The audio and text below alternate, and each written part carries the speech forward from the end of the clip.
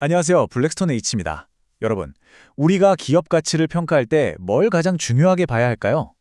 여러 가지가 있겠지만 오늘은 그중에서도 핵심 지표인 TSR, 즉 총 주주 수익률에 대해서 제대로 한번 파헤쳐 보려고 합니다. 정말 중요한 건 숫자 그 자체가 아니라 그 숫자를 만드는 진짜 동력이거든요. 자, 그럼 이런 질문부터 한번 던져볼게요. TSR이 높다. 이거 무조건 좋은 걸까요? 많은 분들이 와 하고 좋아하시죠. 근데 과연 그럴까요?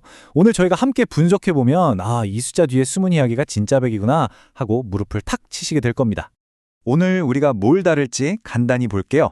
첫째, TSR이 도대체 뭔지부터 시작해서요. 이걸 어떻게 뜯어보는지, 전통적인 방식부터 좀 더 깊이 들어가는 방식까지 살펴볼 겁니다. 그리고 실제 사례를 통해 두 방법이 어떻게 다른지 비교해보고 마지막으로 핵심만 딱 정리해서 여러분이 앞으로 뭘 해야 할지 알려드릴게요. 자, 그럼 바로 시작해볼까요? 네, 그럼 첫 번째 순서입니다. TSR이란 무엇인가? 주주가치의 가장 기본이 되는 개념부터 확실히 잡고 가시죠. TSR, 이게 뭐냐면요. Total Shareholder Return, 총 주주 수익률의 줄임말이에요. 말 그대로 투자자가 주식을 통해서 얻는 모든 수익을 다 합친 겁니다. 정말 간단해요. 주가가 올라서 번 돈, 이걸 우리가 자본이익이라고 하죠. 그리고 회사가 벌어서 나눠주는 배당금, 이 두 개를 그냥 더하면 그게 바로 TSR입니다. 그러니까 투자자 입장에선 내 수익률이 얼만지 가장 직접적으로 보여주는 아주 중요한 숫자라고 할 수 있겠죠. 자, 그럼 이 TSR이라는 숫자를 어떻게 분석할 수 있을까요? 우선 가장 널리 쓰이는 전통적인 방법부터 한번 들여다보겠습니다. 아마 많은 분들이 이렇게 분석하고 계실 거예요. 보시는 것처럼 TSR은 크게 세 가지로 쪼갤 수 있어요. 첫 번째, 이익 성장률. 이건 회사가 돈을 얼마나 더 잘 벌었냐는 거죠. 실적이에요, 실적. 두 번째는 PE 배수의 변화. 이건 시장의 평가, 그러니까 기대감이 어떻게 바뀌었나를 보는 거고요. 마지막으로 배당 수익률. 회사가 주주들한테 현금을 얼마나 돌려줬냐? 이거죠. 어때요? 꽤 직관적이죠? 교수님? 그럼 되게 간단한 거 아니에요? 그냥 이익이 쑥쑥 크면 TSR도 오르는 거니까 이익 성장만 보면 되겠네요? 와, 정말 좋은 질문이에요. 바로 그게 핵심입니다. 맞아요. 이익이 크면 TSR이 오르죠. 근데 그게 다일까요? 이 방식의 한계가 바로 거기에 있어요. 이 분석법이 틀린 건 아니지만 그 성장이 좋은 성장인지, 나쁜 성장인지, 즉 성장의 질에 대해서는 아무 말도 안 해준다는 거죠. 그래서 우리는 한 단계 더 깊이 들어가야 합니다. 의사가 환자를 볼 때 단순히 열이 38도네요 하고 끝내지 않잖아요. 왜 열이 나는지 그 근본 원인을 찾죠. 우리도 똑같습니다. TSR이라는 숫자 뒤에 숨어있는 성장의 진짜 엔진이 뭔지 찾아낼 겁니다. 자, 이 그림을 한번 같이 보실까요? 이게 바로 우리가 오늘 배울 심층 분석의 지도입니다. 맨 왼쪽에 TSR이 있죠. 이걸 한번 쪼개보면 주가 상승분과 현금 흐름 수익률로 나뉩니다. 근데 여기서 끝이 아니에요. 주가 상승은 또 왜 일어났을까요?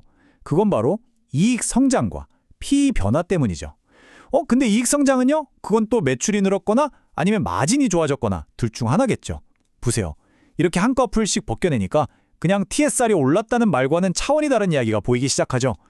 그리고 여기서 오늘의 주인공, 바로 ROIC가 등장합니다. Return on Invested Capital. 투입한 자본으로 얼마나 돈을 잘 버느냐, 바로 그 효율성을 보여주는 지표예요. 이게 왜 그렇게 중요하냐면요. 생각해보세요. 회사가 성장하겠다고 투자를 100억 했는데 거기서 90억밖에 못 벌었어요. 그럼 이건 성장이 아니라 가치를 깎는 거죠. 진짜 가치를 창출하는 성장은 오직 이 ROIC가 자본을 끌어오는 데 드는 비용보다 높을 때만 가능합니다. 이게 핵심이에요. 그래서 우리가 진짜 봐야 할 핵심 동의는 바로 이 5가지입니다. 매출이 얼마나 늘었나, 마진이 어떻게 변했나, 그리고 얼마나 효율적으로 돈을 버나, 즉 ROIC죠.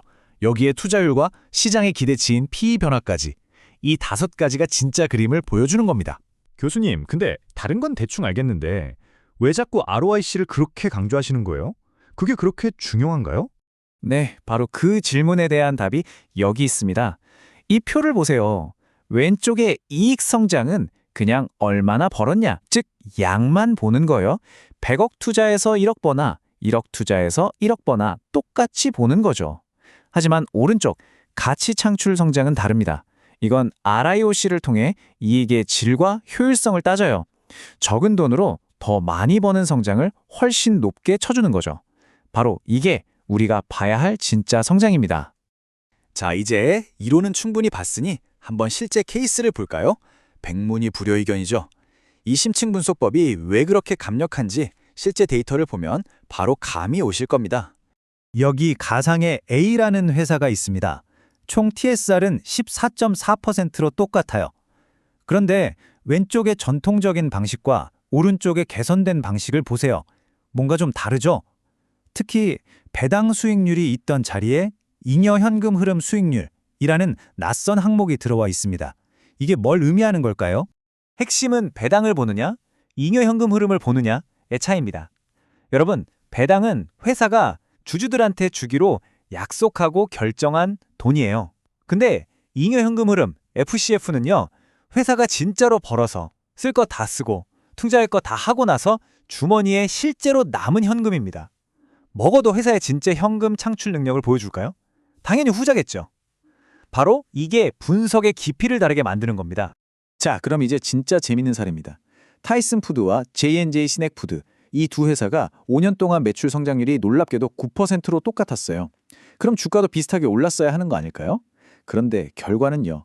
TSR이 27% 대 12%, 어마어마한 차이죠. 도대체 왜 이런 결과가 나왔을까요? 답은 바로 ROIC에 있습니다. 바로 이 숫자 7%. 이게 두 회사의 운명을 갈랐습니다. ROIC 기여분에서 무려 7%포인트 차이가 났던 거예요. 그냥 전통적인 방법으로 매출 성장 9% 똑같네? 하고 봤으면 절대 찾아낼 수 없었을 차이죠.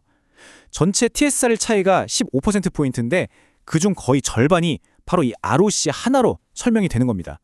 이게 바로 우리가 왜 이렇게까지 깊게 파고들어야 하는지에 대한 답입니다. 심층 분석의 힘이죠. 자, 그럼 오늘 우리가 길게 이야기했던 내용들 핵심만 딱 짚어서 정리해 볼까요? 앞으로 여러분이 어떤 기업을 분석하실 때 이 체크리스트를 꼭 기억해 주세요. 첫째, TSR 숫자만 보고 좋아하거나 실망하지 마세요.